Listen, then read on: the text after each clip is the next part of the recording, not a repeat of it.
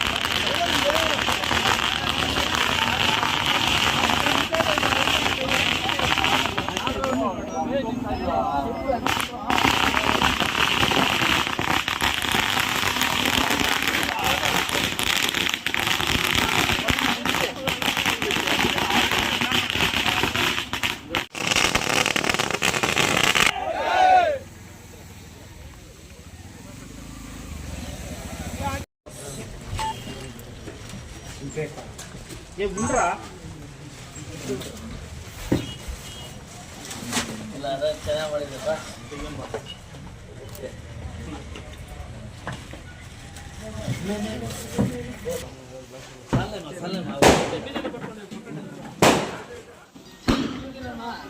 ದೇವರು ಮಸಾಲ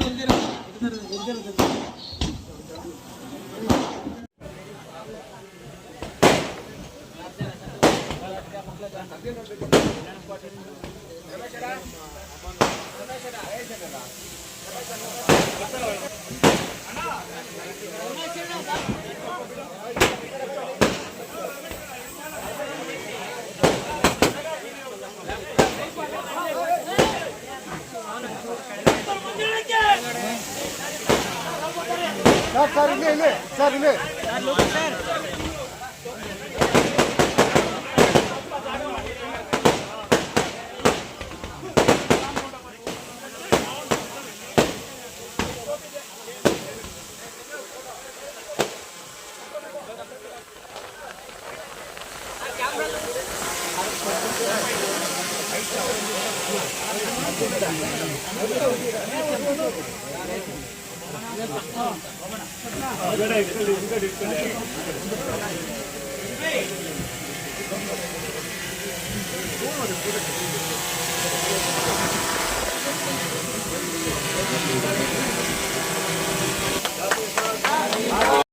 जय बोलो सतगुरु महाराज के, जय बोलो जय महाराज के, जय बोलो महाराज के, जय बोलो मंदिर सचिवालय के, जय बोलो सतगुरु महाराज के.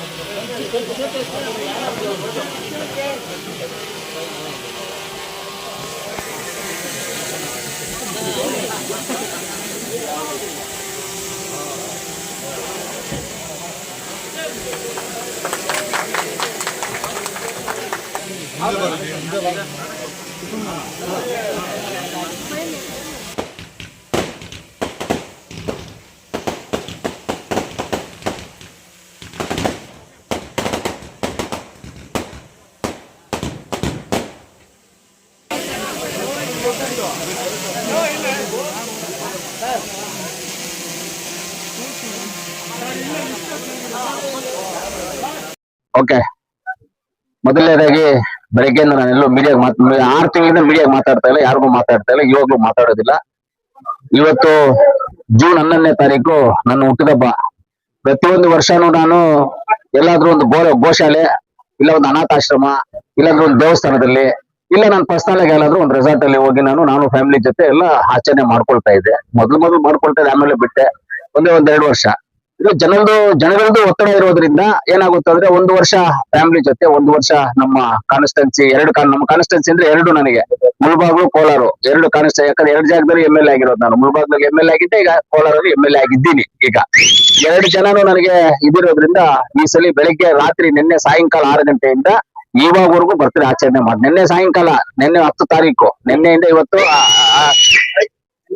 ನಿನ್ನೆಯಿಂದ ನಾನು ಆಚರಣೆ ಮಾಡ್ತಾ ಇದ್ದೀನಿ. ಇವತ್ತು ಕೋಲಾರಲ್ಲಿ ಮುಗಿಸ್ಕೊಂಡೆ, ಮುಳಬಾಗ್ಲಿಗೆ ಬಂದೆ, ಆಂಜನೇಯ ಸ್ವಾಮಿ ದೇವರ ದರ್ಶನ ಪಡೆದೆ. ಆಂಜನೇಯ ಸ್ವಾಮಿ ದೇವಸ್ಥಾನ ಅಂದ್ರೆ ನಮ್ಮ ಅಂಜು ಬಾಸ್ ಹುಟ್ಟಿರೋದಲ್ಲ, ಆಂಜನೇಯ ಸ್ವಾಮಿ ದೇವಸ್ಥಾನ ಪಕ್ಕದಲ್ಲೇ ಹುಟ್ಟಿರೋದು. ಅದಕ್ಕೆ ಆಂಜನೇಯ ಸ್ವಾಮಿ ದೇವಸ್ಥಾನಕ್ಕೆ ಹೋಗಿ ಮುಳಬಾಗಿಲು ತಾಲೂಕು ಜನಕ್ಕೆ, ಕೋಲಾರ ಜನಕ್ಕೆ, ಕೋಲಾರ ಜಿಲ್ಲೆಯ ಜನಕ್ಕೆ, ನಮ್ಮ ಲೀಡರ್ಸ್ ಎಲ್ಲರಿಗೂ, ಮುಖ್ಯವಾಗಿ ಎಲ್ಲ ನಮ್ಮ ನಾಯಕರಿಗೂ ಎಲ್ಲರಿಗೂ ಒಳ್ಳೇದಾಗ್ಲಿ ಅಂತ ದೇವರಲ್ಲಿ ಪ್ರಾರ್ಥನೆ ಮಾಡಿದ್ದೀನಿ. ನನಗೂ ಇನ್ಕ್ಲೂಡ್ ಸೇರ್ಕೊಂಡು ಪ್ರಾರ್ಥನೆ ಮಾಡ್ಕೊಂಡು ಬಂದಿದ್ದೀನಿ.